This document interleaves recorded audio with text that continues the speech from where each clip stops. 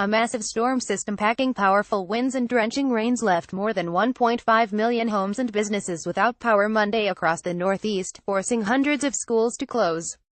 The National Weather Service issued flash flood and high wind warnings across the region, and there were reports of downed trees and power lines. While some roads were impassable in spots due to flooding, trees also fell onto some homes and vehicles, but no serious injuries were reported.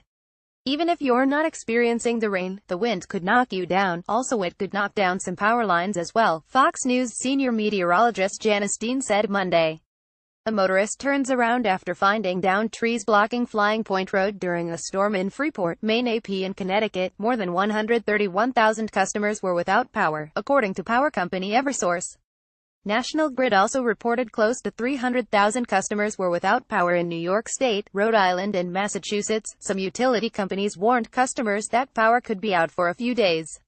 In Maine, nearly 500,000 customers were without electricity. Hundreds of school districts canceled classes Monday and others delayed openings. Central Maine Power said more than 350,000 customers, more than half of the energy company's customer base, were without service. Topping the ice storm of 1998, the region is still experiencing strong winds, which create dangerous conditions for service restoration, said spokesperson Gail Rice. Our first priority is public safety, and crews are busy grounding and de-energizing downed lines so they don't pose a danger to first responders or the public. This critical step needs to be completed before restoration can begin. A woman walks by a food stand and a tree that were toppled by a storm in Freeport, Maine. AP in neighboring New Hampshire, over 200,000 customers were without power. We need about 24 to 48 hours to really get a good handle on what the scope of the damage is, Seth Wheeler, a spokesman for New Hampshire Electric Cooperative, told WMUR-TV. We'll be making restorations along the way, but this is going to be a multiple-day event. I think if you're without power at this time, you should expect to remain without power, possibly for a number of days, he added. A toppled tree leans onto a power line after an overnight storm Monday, October 30, 2017, in Brookline, Mass. Amtrak suspended service between New Haven and Boston for several hours due to power outages across southern New England from downed trees. The University of Maine also warned students before going outside due to high winds. All on campus, I'm advised to use caution.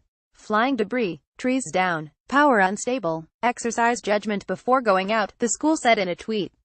Besides the damage from wind, the American Humane Society in Connecticut put out a call for volunteers on its Facebook page Sunday night to help deal with flooding in its dog kennels. We have been here for 3 hours trying to reduce the water, the group said. The rain is picking up and it feels like we are shoveling against the tide. A couple of hours later, the Humane Society thanked the volunteers who turned out to help dig a major trench to drain water away from the building. We are beyond humbled at the outpouring of support from our community, the Humane Society wrote on its Facebook page. Thanks to all of you, our dogs will be sleeping very comfortably and most importantly very dry. You are our heroes tonight. The same storm system also caused problems earlier Sunday in Pennsylvania, New Jersey and New York, knocking out power and causing localized flooding. A motorist drives under downed pine trees that are resting on power lines in Freeport, Maine, Monday, October 30, 2017. AP The storm began making its way up the East Coast on Sunday, which also was the 5th anniversary of Superstorm Sandy.